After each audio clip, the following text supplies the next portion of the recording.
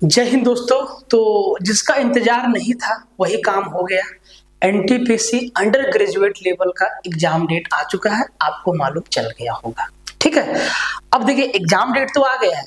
आप अभी से देखिए तो आपके पास मोटा मोटी एक महीना मतलब 30 दिन हम मान सकते हैं कि 30 दिन आपके पास है कि आप रगड़ के तैयारी कर सकते हैं।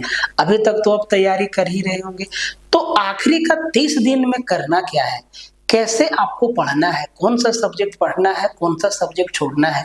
अभी अभी जो एनटीपीसी ग्रेजुएट लेवल वाला सीबीटी 1 का एग्जाम हुआ, जिसका आंसर की भी आ गया, उसको उसको देख के क्या आपको सीखना है, या आप में से बहुत लोग जो है ग्रेजुएट लेवल का एग्जाम भी दिए होंगे, तो भाई साहब उसको देख के क्या सीखना है और कैसे आपको लास्ट का एक महीने में परफॉर्मेंस देना है। अगर आप नहीं दे रहे हैं तो भाई साहब तैयारी शुरू कर दीजिए, क्योंकि कंपटीशन तगड़ा होने वाला है। तो चलिए बिना वक्त गवाए आपको हम बताते हैं वो सारी की सारी बातें।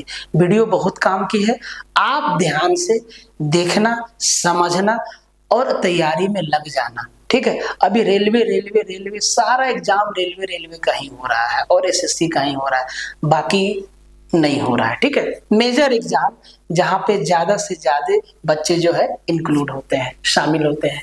देखिए 7 अगस्त से स्टार्ट होगा और 8 सितंबर को आपका खत्म हो जाएगा। तो आज होगी आपका 2 जुलाई, तो भाई साहब 7 अगस्त को आप छोड़ दीजिए। ठीक है, आप 1 अगस्त, आज आपका 2 जुलाई है, भाई साहब आज तो आपका टाइम चला गया।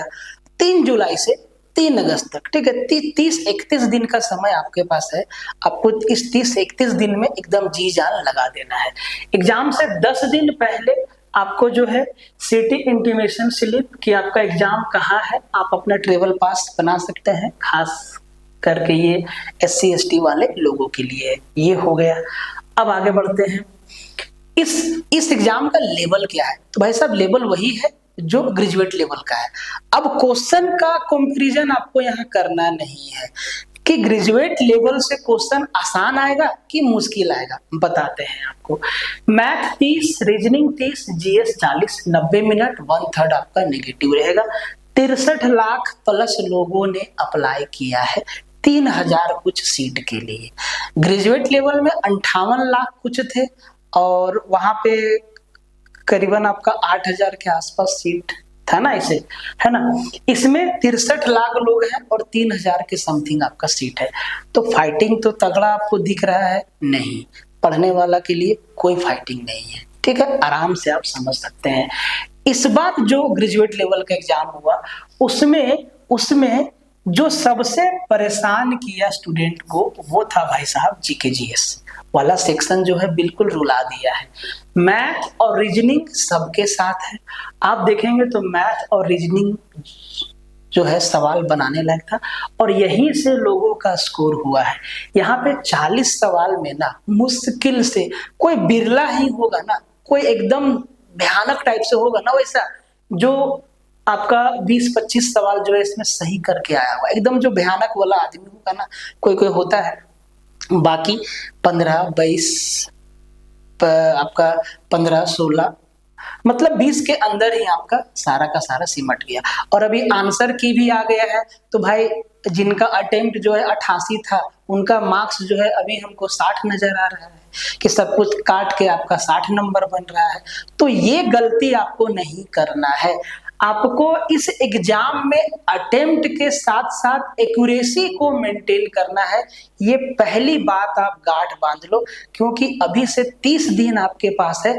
आप 30 दिन में कम से कम 20 प्रैक्टिस सेट लगाइएगा। 30 हर दिन आपको प्रैक्टिस सेट नहीं लगाना है, बहुत सारा चीज आपको पढ़ना भी है। ठीक है, कम से कम 20 प्रैक्टिस सेट आप लगाइएगा, उसमें अटेम्प्ट और एक्यूरेसी दोनों को मेंटेन रखना है। फिर से आपको समझाते हैं, अटेम्प्ट अलग चीज है, एक्यूरेसी अलग चीज है। अगर आप अटेम्प्ट 88 ले रहे हैं और उसमें आपका एक्यूरेसी अगर 90% है तो भाई साहब ये बहुत अच्छी बात है। आप अटेम्प्ट ले लिए हैं 100 में 100 सवाल और आपका एक्यूरेसी है नहीं, तो ये तो बहुत ही गलत बात है, इस पे आपको ध्यान नहीं देना है। एग्जाम में प्रेशर रहता है, ये बिल्कुल बात सही है। आपको मैथ भी आप ही को बनाना है, रीजनिंग भी आप ही को बनाना है, GK GS computer current affair science सब आपको बनाना है, सब कुछ आपको बनाना है 90 मिनट में। तो भाई साहब ऐसा नहीं कि आपको 100 में 100 सवाल बना देना है, नहीं बनाना है 100 में 100 सवाल। आप जो 20 सेट लगाएंगे ना अभी से, आज आखिरी 30 दिनों में आप जो 20 प्रैक्टिस सेट लगाएंगे ना, उसमें आप ये चीज ध्यान देना कि आप जितना जानते होंगे एकदम 100% जहां सिक्योरिटी होगा, आप उन्हीं सवालों को टिक करना और देखना कि उसमें आपका कितना समय जाता है। ठीक है, कुछ सवाल ऐसे होंगे जो लेंदी होंगे, तो भाई वैसे सवालों को छोड़ देना है। अगर मैथ का कोई सवाल है और उसमें कैलकुलेशन है तो छोड़ देना है। अगर रीजनिंग का सवाल है और उसमें आपका समय लग रहा है, जैसे कि पजल से अगर सवाल दे दिया और उसमें समय लग रहा है उसको अरेंज करने में, तो उसको छोड़ देना है, ध्यान दीजिएगा। ठीक है, कंप्यूटर से एमएस वर्ड, एमएस एक्सेल का जो लेटेस्ट वर्जन है जिससे सवाल एनटीपीसी सीबीटी 1 ग्रेजुएट लेवल में पूछा है, उनको आप रिवीजन करके जाइएगा। ठीक है, तो ये 2-3 बात आपको समझना है। अब आइए मेन पॉइंट पे जाते हैं, 30 दिन में पढ़ना कैसे है। प्रैक्टिस सेट लगाने का तरीका आपको बता दिए, ज्यादा नहीं 20 सेट आपको लगाना है अभी से। ठीक है, 20 सेट लगाने के अलावा अभी जो ग्रेजुएट लेवल का जो आंसर शीट आया है, देखिए 16 दिन एग्जाम चला, एनटीपीसी सीबीटी 1, एनटीपीसी सीबीटी 1। ठीक है, ग्रेजुएट लेवल वाला का हम बात कर रहे हैं, ग्रेजुएट लेवल वाला का बात कर रहे हैं, जिसका आंसर की आया है 48 शिफ्ट में एग्जाम हुआ है। ये 48 शिफ्ट में इस 48 शिफ्ट के सारे पेपर को पढ़ना शुरू कर दीजिएगा। आप डाउनलोड कर लीजिएगा, इजी अवेलेबल है। ठीक है, आप इसको कहीं से भी, बहुत लोग जो है एक जगह पे डाले हुए हैं और आपके पास होगा ही, तो इस 48 शिफ्ट को आप पढ़ लीजिएगा, सारा का सारा मैथ लगा लीजिएगा, आसान है, आंसर भी आपके सामने होगा। ठीक है, तो लगा लीजिएगा। भाई साहब अगर आप 48 शिफ्ट के पेपर को अगर कवर नहीं कर सकते हो तो कम से कम 30 शिफ्ट के पेपर को तो आप कवर कर सकते हो। इसका मैथ देख लीजिएगा, इसका रीजनिंग देख लीजिएगा, इनका कंप्यूटर देख लीजिएगा, इनका जीके जीएस देख लीजिएगा, क्योंकि पेपर सामने होगा तो आप जल्दी जल्दी देख सकते हैं। और इसका प्रिंट निकालवाने की आवश्यकता बिल्कुल नहीं है, आप अपने फोन में ही इसको देख लेना। तो जो अभी 48 शिफ्ट का पेपर आपके पास होगा, जितना आप देख सकते हो मैक्सिमम आप देख लेना, बहुत काम आएगा ये। ठीक है, आगे आपको जो जोर देना है, जिसपे आपको पकड़ बनाना है, वो है भाई साहब मैथ्स और वो है भाई साहब रीजनिंग। ये इस 2 सब्जेक्ट को ना आपको पकड़ के रखना है, आप एकदम गांठ बांध लीजिए, मैथ और रीजनिंग को पकड़ के रखना है। जीके जीएस के भरोसे एकदम नहीं रहना है। ठीक है, कि आपको कोई भी टीचर बोलेगा ना कि भाई साहब हम जो पढ़ाए वही आया, अरे कद्दू नहीं आया। ठीक है, इस बार आप देख लीजिए, और हर बार यही होता है, अरे एक आध सवाल आ गया तो उसकी बात अलग है। तो जीके जीएस आप जैसे पढ़ रहे हैं उसी तरीका से आप पढ़ते रहिए। एक बात बताइए, लूसेंट से बाहर कौन पढ़ाता है? सब तो लूसेंट को ही फॉलो करता है, लूसेंट से बाहर कौन पढ़ाता है? आप जीके जीएस में प्रीवियस ईयर पढ़ चुके होंगे, उसको अब रिवीजन मारते रहिए, जितना रिवीजन कर सकते हैं जीके जीएस में कीजिए। करंट अफेयर में जितना रिवीजन आप कर सकते हैं कीजिए। करंट अफेयर आपको 2024 पूरा पढ़ना है, साथ ही साथ अभी कम से कम आपको, देखिए आपका एग्जाम डेट कब है? 7 अगस्त को, तो आपको ना 2025 में आपका जो है जून तक का 2025, देखिए जनवरी 2024 से लेके जून 2025 तक का करंट अफेयर जो है आप पढ़ लीजिएगा। क्यों? क्योंकि एनटीपीसी सीबीटी 1 ग्रेजुएट लेवल में मई के महीना से करंट अफेयर पूछा है, तो ये चीज तो आप कर लीजिएगा। इसके आगे देखिए जाना ठीक नहीं रहेगा। ठीक है, फिर 2023 इसको छोड़ दीजिएगा। ठीक है भाई साहब। तो मैथ पे आपको पकड़ बना के रखना है, रीजनिंग पे आपको पकड़ बना के रखना है। करंट अफेयर में जनवरी 2024 से लेके जून 2025 तक आपको पढ़ लेना है। अगर नहीं पढ़े हैं तो रिवीजन कर लीजिए। साथ ही साथ कंप्यूटर, देखिए हम वो चीज बता रहे हैं, ठीक है, साथ ही साथ कंप्यूटर, ठीक है, कंप्यूटर इसको भी आप देख लीजिएगा। ठीक है, तो भाई कंप्यूटर का ओल्ड वर्जन आपको नहीं देखना है, ठीक है, एकदम नया वाला वर्जन देखना है जिसपे पूछा गया है एनटीपीसी सीबीटी 1 ग्रेजुएट लेवल के एग्जाम में। ये 48 शिफ्ट का पेपर आपके पास होगा ना, तो आप उसमें देख लीजिएगा कि कैसा कैसा कंप्यूटर का सवाल पूछा गया है, यहाँ से आपको आइडिया लग जाएगा। नंबर चुराना होगा आपको, ठीक है, जरूरी नहीं है कि आप 30 में 30 मैथ बना देंगे, 30 में 30 रीजनिंग बना देंगे, नहीं बना सकते भाई। कोई लोग बनाएगा, लेकिन बनाना नहीं है, आपको मार्क्स चुराना है, ठीक है, नंबर आपको चुराना है, क्योंकि वैकेंसी कम है, फाइटिंग ज्यादा है। तो ये तो आपको इतना तो समझ के चलना होगा कि भाई साहब जितना सीट है ना, उतना तो पढ़ने वाला सीरियस है जबरदस्त तरीके से। तो अगर उसके अंदर जाना है तो भाई उनसे बेहतर रणनीति आपको बनाना होगा।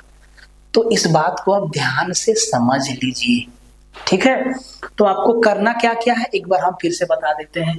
अभी जो एनटीपीसी सीबीटी 1 ग्रेजुएट लेवल का जो आंसर की आया है, पूरा पेपर को रिवीजन कर लेना है जितना कर सकते हैं, ठीक है।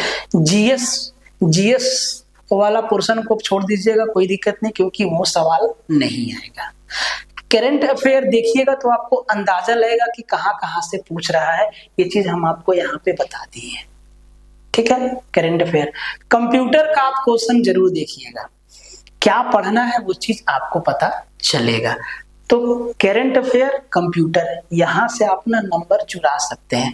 बाकी करंट अफेयर अगर बहुत पीछे पूछ देगा या बहुत डीप में पूछ देगा तो उसको छोड़ दीजिएगा, ठीक है। बाकी स्टैटिक जीके आप जिस तरीका से पढ़ रहे हैं पढ़ते रहिए।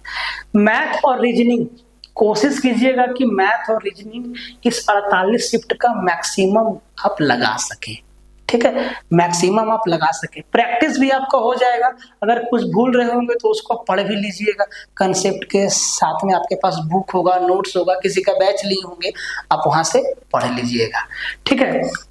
बाकी बहुत कुछ हम इस चैनल पे आपको दे रहे हैं, देने का प्रयास कर रहे हैं, धीरे धीरे आपको बहुत कुछ यहाँ से मिलने वाला है, ठीक है। तो चैनल को सब्सक्राइब कर लीजिएगा जरूर से।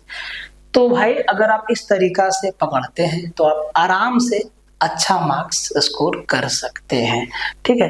एक बार आप समझ लीजिए भाई साहब, इसको ध्यान में रखिएगा इस डाटा को।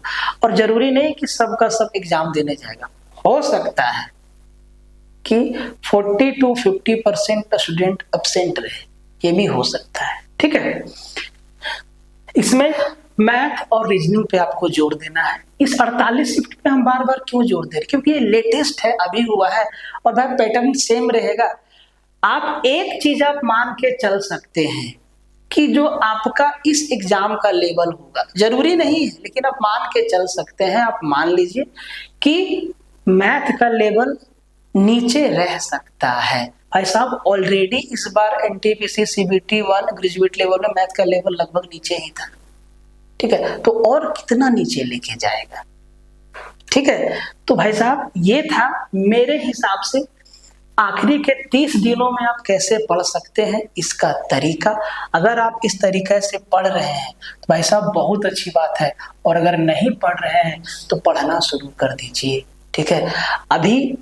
अभी जो 30 दिन चलेगा वो रिवीजन रिवीजन रिवीजन, और सबसे बड़ा हथियार है आपके सामने ये एनटीपीसी सीबीटी 1 48 शिफ्ट का पेपर। इसको आप जरूर एक बार देखिएगा, देखने का कोशिश जरूर कीजिएगा, ठीक है। तो बाकी बात आप खुद समझदार हैं, ये जो दो है ना मैथ और रीजनिंग, यही आपके साथ रहेगा। जीके जीएस में हिस्ट्री, ज्योग्राफी, फिजिक्स, केमिस्ट्री कितना पढ़े हैं ये आप समझिए, और कितना एग्जाम में आएगा वो आपको हम यहाँ पे बता दिए। और हम नहीं, इस एनटीपीसी सीबीटी 1 का पेपर आपको बता देगा कि आपके नोट से कितना सवाल है, आपके गुरुजी के नोट से कितना सवाल है, ठीक है। तो बाकी बात उम्मीद है कि आप इसी तरीका से पढ़ते रहेंगे।